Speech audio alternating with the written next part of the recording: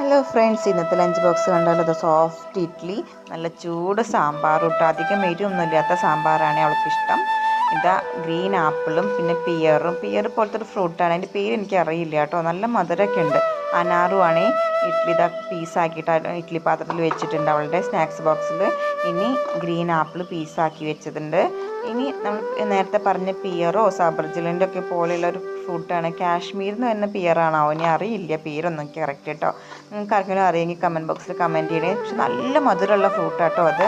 ഇനി നമ്മുടെ അനാറും നല്ല മധുരമുള്ള അനാറാണ്.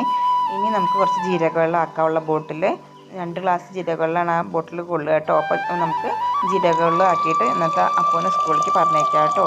എല്ലാവർക്കും ഇഷ്ടമായ സബ്സ്ക്രൈബ് ചെയ്യണേ, ലൈക്ക് ചെയ്യണം, ഷെയർ ചെയ്യണം മറക്കല്ലേ. Okay, bye. നെക്സ്റ്റ് വീഡിയോ ആയിട്ട് വരാം.